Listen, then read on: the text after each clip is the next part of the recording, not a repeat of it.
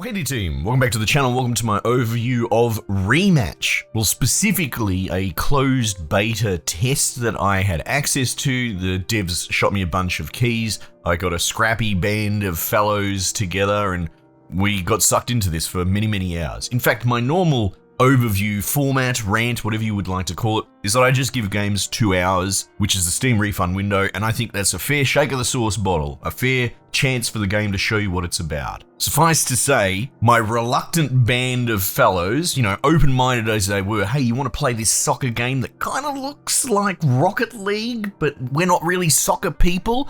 Well, lo and behold, we ended up playing for a 6-hour bender non-stop last night. I went to bed at 2 a.m.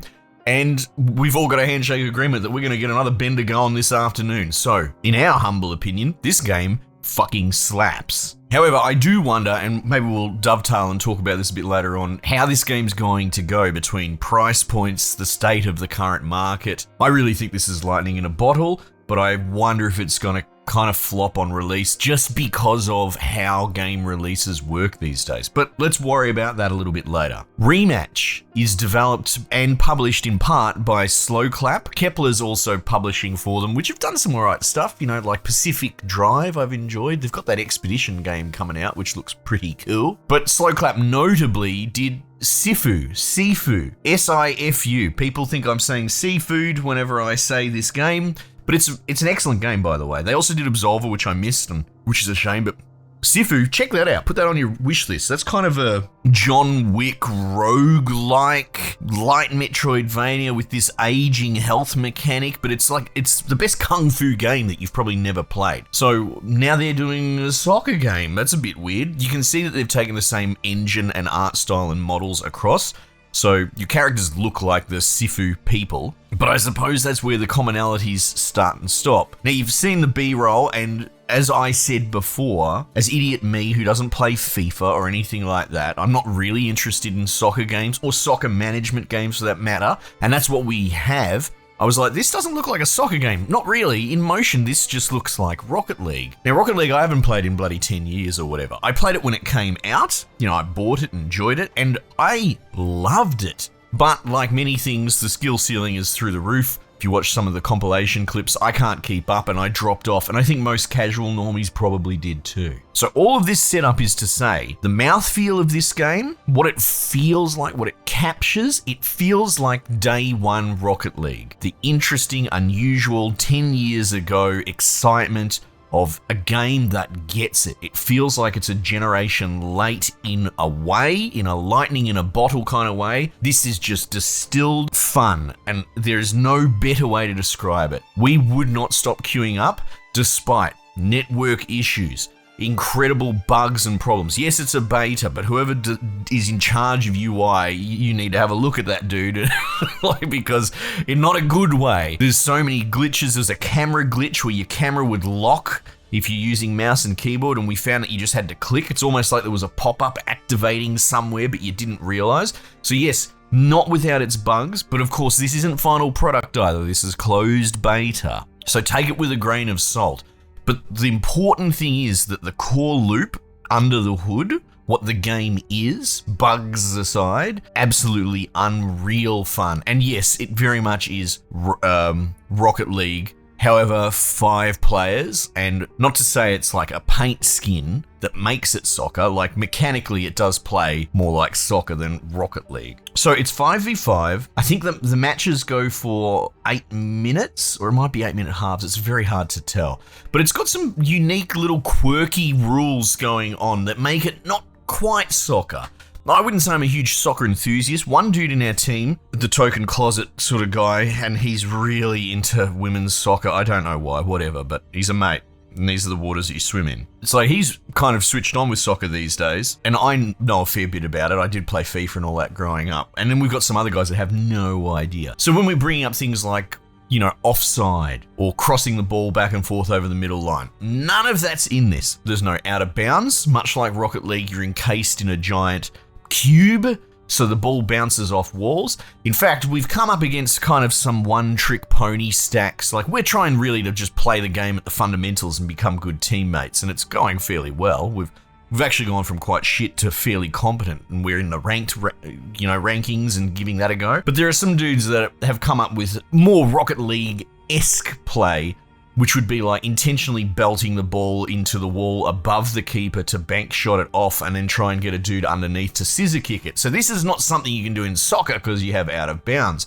but you can do here in this game. And we're still working out how to combat these gimmicky strategies, because that's what it feels like, right? It feels like it's something that's a little bit more exploitative against the control set and the way the game works. You know, probably in the same vein as Rocket League's doing air shots and all that. I'm not trying to be salty or anything like that. All I'm pointing out is the nature of the beast and its construction is that it brings unusual strategies that emerge that the devs may or may not have seen coming. But yeah, so there's no out of bounds, there's no offside, anything like that. It's 5v5. Something really unique that you really have to nail is manning up. You have to catch your man, and it puts a little number above the opposing players' heads. And it's actually pretty good and pretty easy for calling out, you know, I've got 5, or I'm leaving 5, take him, I'm pushing 2, that sort of stuff.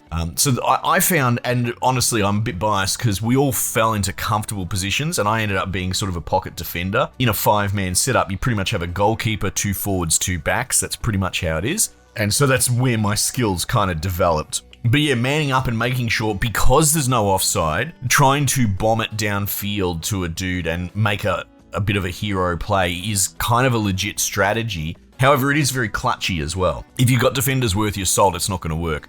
So you pretty much stay onside of your player, do not let him break away, because they can just launch it over your head to him and it won't penalise. Likewise, like there's a goalkeeper, if you walk inside the square, you put on the gloves and become the goalie, you can rotate the position. So like we have a dude that prefers goalie and the game shuffles you into like random starting positions, and I don't think you can change that because again, we've all become comfortable as a squad, we've got comfortable positions, so we kind of quick rotate at the beginning. But it's as simple as you leave the square, old mate runs into the square, gloves on, and then a different sort of move set which, you know, he could get into, but it's all about spectacular diving and saving the day.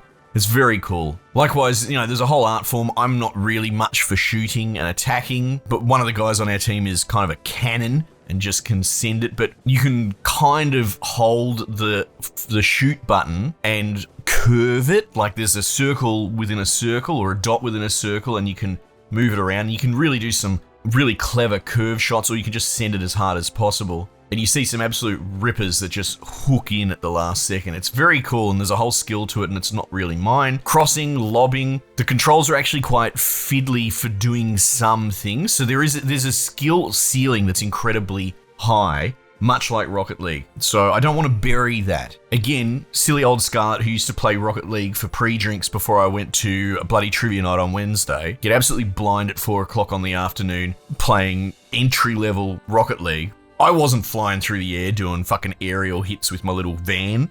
And nowadays, it's out of control, right? These Adderall-fueled 12-year-olds that would run circles around me. And this game, you can feel that that's there. But there's a whole ranked system you can go through. You can still do quick play as well. And we jumped back and forth between it. But like from a defender perspective, because that's more what I was doing, you can hold, God, what was it, control? And it puts you into this like defensive stance. It's kind of like a crab walking thing. And if you press V, that's sort of like a tackle, but without committing, like a slide. Everyone at the, let's say, rookie level, we figured out pretty quick, and some of the guys in our team are still trying to break the habit, but you can power slide with spacebar, and you can sprint around, and you can do it like a turbo sprint. If you double sprint, you have this little exhaustible super sprint. And it's really good. It's one of those things that these are powerful tools, but the more you play it, the more you realize that you shouldn't be using them outside of very specific situations. So the way I become a fairly good defender is I start crab walking more, I do not slide tackle, and you sort of watch the opponent and square up with him and try and use your little V thing to properly tackle him.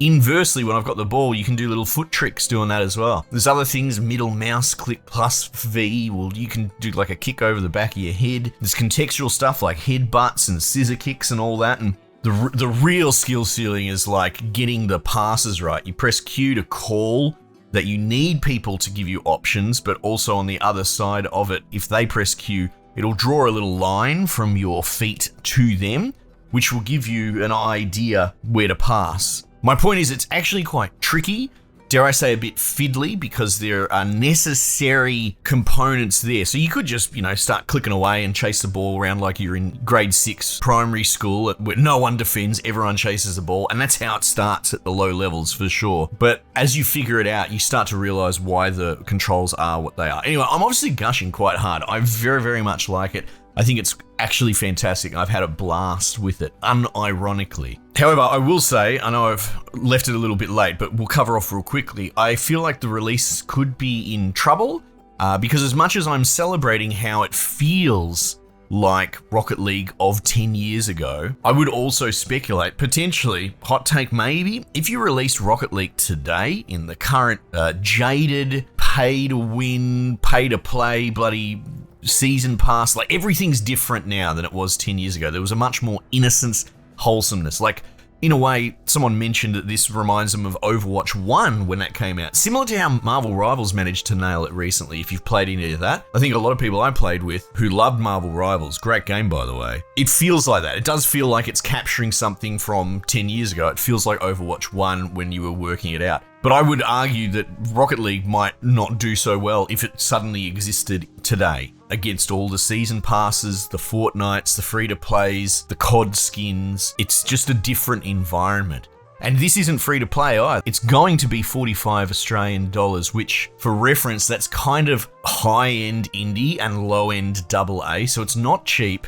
You really need 5 players. You could queue 4v4.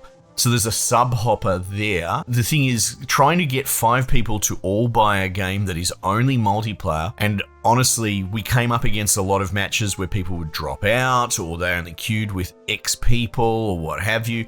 There's not really a bot system, at least in the beta, to counter, rage quits or people leaving or anything like that. So we had a great time because we're 5 people that all know each other in a Discord with an open mind that committed, and we all clicked and loved it. Like, so much Swiss cheese aligned for us to get value out of it.